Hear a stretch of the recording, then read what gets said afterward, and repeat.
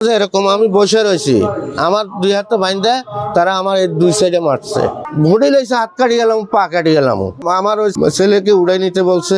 একটা প্রতিষ্ঠানের ভিতরে সে টর্চার সেলের মতন লাইট টাইট অফ করে তারপর নির্মম ভাবে নির্যাতন করছে। চতুর্দিকে যখন লাইটটা অফ করে দিছে, এটা মনে হয় যে রাত্রেবেলা একটা টর্চারিং রুম, 3টা ছেলে বারিন্দা পহরাদার রাখছে, আমাকে মারতেছে।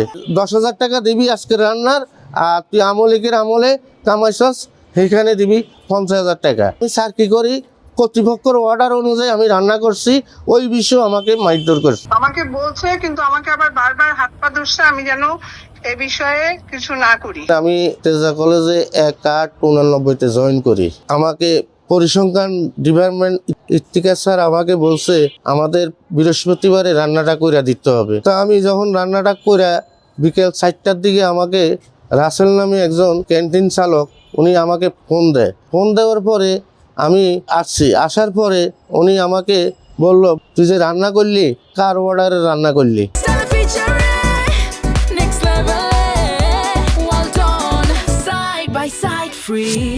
আমি বললাম যে কর্তৃপক্ষের অর্ডারে রান্না করলাম, পরিসংখ্যান ডিপার্টমেন্ট প্রিন্সিপাল অর্ডার দিয়েছে। আমি প্রিন্সিপাল থেকে ওনারা অর্ডার নিচ্ছে, আমি তো আর অর্ডার নেওয়ার কেউ না, ওনারা অর্ডার দিয়েছে, আমি রান্না করছি। আবার 6:30-6টার দিকে আমাকে ফোন দেয়, ফোন দিয়ে বলতেছে তুই কোথায়? আমি বললাম যে আমি বাসায়, যে তুই এক্ষুনি কলেজে আসবি। তখন আমি কলেজে গেলাম, যাওয়ার পরে আমাকে বলতেছে আজকে যে আমার লস করলি 10,000 টাকা দে। এইভাবে আমার কয়ে ঘুষা আরম্ভ করে দিছে আমার দুই গালের মধ্যে। আবার বলতেছে এই তোরে আমলিক সরকারের আমলে কামাইছস, ওখানে 50,000 টাকা দিবি। তখন আমি বলতেছি যে আমি তো কোনো কামে করি না বাবা, আমি যা পাইছি বেতন দিয়ে আমার 4টা ছেলে মেয়ে, ওদেরকে লেখাপড়া করাইছি। তারা আমাকে উত্তর দিল যে তুই তো লেখাপড়া করাইছস, আমরা তো লেখাপড়া করতে পারি না, আমরা তো পলাতক ছিলাম। পরে আমারে মারধর করতেছে, পাশাপাশি একটা বডি আনছে, তোর হাত কাটবো, পা কাটবো। হ্যাঁ, 2টা ছেলেরা অর্ডার দিয়েছে, ওর ছেলেটারে উড়াই লইয়া। তখন আমি কিছু আর বলি না, আমি চুপচাপ বয়ে রয়েছি। তাও এখন আমারে মারতেছে।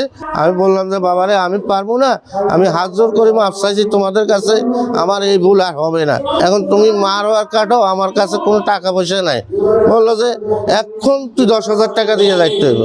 আমার অপরাধ কিছু না, আমি স্যার কি করি, কর্তৃপক্ষের অর্ডার অনুযায়ী আমি রান্না করছি, ওই বিষয়ে আমাকে মারধর করছে। আমি রাত্রেবেলা যখন প্রিন্সিপাল ম্যাডামকে জানাইছি, প্রিন্সিপাল ম্যাডাম বলছে যে আমরা শুনছি সবকিছু, আমরা এটা নিয়ে রোববার দিন বসবো, তবে আপনি 3 দিন রেস্টে থাকেন। কর্তৃপক্ষের নির্দেশ কেন পালন করছে এর জন্য তেজা কলেজের একটা ছাত্র যুগ্ম আহ্বায়ক রাসেল আমার বাবাকে তুলে নিয়ে যায়, তারপর ক্যান্টিনে নির্মমভাবে নির্যাতন করে ঘন্টাখানেক। তেজা কলেজের মতন একটা প্রতিষ্ঠানের ভিতরে সে কিভাবে এত নৃশংস কাজ চালায়? একটা প্রতিষ্ঠানের ভিতরে সে টর্চার সেলের মতন লাইট টাইট অফ করে তারপর নির্মমভাবে নির্যাতন করছে। কিছুদিন আগে আমাদের কলেজে একটা সাকিব হত্যাকাণ্ড হয়েছে। কালকে যদি এই ঘটনার পর আমার বাবাও যদি মারা যেত, এরপর কর্তৃপক্ষ কি করতো?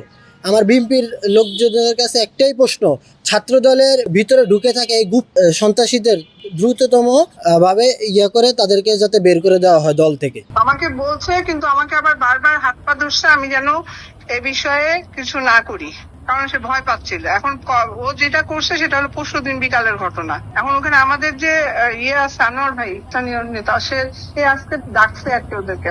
দেখি আমি ওনার সাথে, আমি ভাইয়ের সাথে কথা বলছি আর কি। টর্চার সেল আসছে এটা তো জানি না ভাই, ক্যান্টিন তো আমাদের ছাদে, ওখানে টর্চার সেল হয় কিভাবে? টর্চার সেল হলে তো এর আগে ওইখানে মারা হচ্ছে, তাই না? ওখানে ছাত্ররা করে টিফিন হয় টিফিনের সময়।